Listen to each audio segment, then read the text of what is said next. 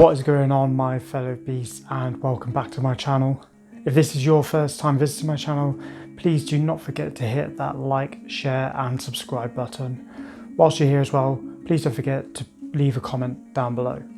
Now, in this video today, I'm going to be talking about my experience with Xanthelasma. Now, if you'd watched my previous video, I gave you a bit of an update about Carnivore and how I had Xanthelasma develop towards the end of 2020, early 2021. So I wanted to go into a little bit more detail during this video about what had happened to me and sort of what my theories are about what's going on with this. So if you don't already know what Xanthelasma is, it's cholesterol deposits that form underneath your eyes. They can also form in between your fingers and your toes as well in the webbed areas. Now, I developed them underneath my eyes. You might be able to see them in this video. They look yellowish in colour. They're not very attractive. I absolutely hate them. But that's something I'm looking into, trying to get them gone one way or another.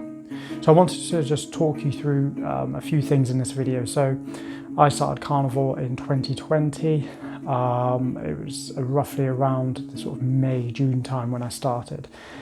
Towards about October, November 2020, I started noticing small little specks underneath my eyes, sort of this yellowish colour. Wasn't too sure what it was. A little bit concerned, but didn't know what it was. Couldn't really find much information on it at the time because I just couldn't find anything out. These little specks started to grow bigger. They got bigger and bigger, and I was just getting more and more concerned. So I ended up going to see my doctor, my GP, just to get some clarification of what it might be, just in case it was anything more serious. So I went to see my GP, and immediately the first thing that they said was about my cholesterol levels. Now, obviously, being on a carnivore diet, your cholesterol levels do raise. Not a bad thing though. So he wanted to get my cholesterol levels checked and wanted to put me on a statin straight away because of the deposits underneath my eyes. Now, I refused this. I didn't want to go onto statins. Read a lot about them, about the weakening of the muscles. I just wanted to avoid them at all cost. Also as well, some family history with statins. I just didn't want to go on them at all, so I refused them there and then. So did the blood tests and got my results back. Now, they came back, and this is in millimoles, so if you're in the US, you may need to convert this. So I came back with 21.2 on the millimoles, so pretty high as well, with LDL cholesterol at 18. So that was very high, I think, at that point. I looked online to see comparisons, people on Carnivore, and I hadn't seen those figures. So I was like, to me, that was a bit of a shock. I thought, right, it can't be this high. So I looked into what I could do to hopefully lower that down.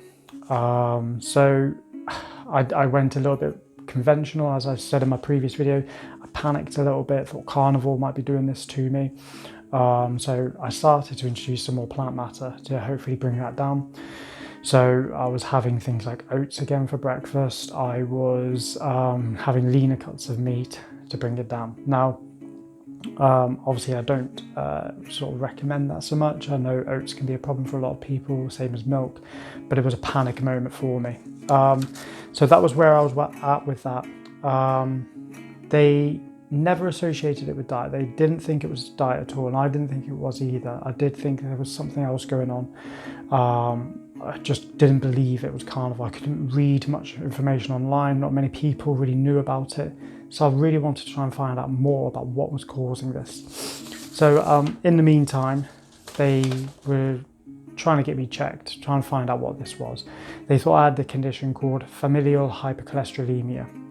So that is a genetic disorder, which means your cholesterol raises very high just due to sort of your genes, your history, your family hereditary issues. So I got checked again. Obviously, they wanted to keep checking it. From the first time to my second time, I had dropped down to 7.1 and 5.4 for LDL. So it was a massive drop during this time. Now, during this time, I didn't really put two and two together. So I was taking supplements at the time as well, one of which was being vitamin D. And it was a vitamin D that used coconut oil as its carrier. Obviously a fat to absorb the vitamin D itself. So they also mentioned at the time that my vitamin D levels were very high, pretty much off the scale. And at that time, before I just decided to stop everything, I thought, right, something's going to be causing me an issue. So I stripped away all supplements, stripped away the food a bit more. But I never really pointed out that vitamin D point, and I'm going to come back to that later on. So I got continuously checked again, and my cholesterol came down again from 7.1 to 6.8, that's overall cholesterol, to and the LDL went from 5.4 down to 5.1. So again, it was dropping down. So it seemed to be stabilizing. These were more normal figures for carnivore, and I was a bit more comfortable with this. I kind of understood things a little bit more, but not to the full extent of what caused it, why did it happen, why were they no longer growing. So I wanted to get to the bottom of that. So I was eventually referred to get gene testing for the familial hypercholesterolemia.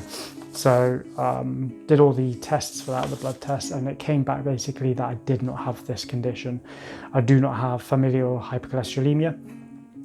What they did put in basically was that I had a likelihood of polygenic hypercholesterolemia. And now, after some research on this, it pretty much means that they don't know why it happened. And they've put it down to being this polygenic hypercholesterolemia, pretty much basically saying, we don't know what it is. It could be anything. Maybe it's a gene, maybe it's several genes causing this. So I wanted to get to the bottom of this, and I've asked lots of questions in forums, never really got much out of it. People not really understanding what it is. Not many people up there really suffering from it, from what I could read either. Now, I contacted, his name is Jonathan Griffiths. His YouTube channel is called The Composition Consultant. He was doing a live Q&A, and I just asked him, I just said, has he ever experienced it? Is there any ideas what he think might cause it? And one interesting point came out. He briefly mentioned vitamin D levels, and that light bulb moment came over me, and I was like, well, when I had my tests done, my vitamin D levels were very high. I'd stopped taking them when I panicked with the formation of these plaques. And then after that, my cholesterol dropped down like a stone.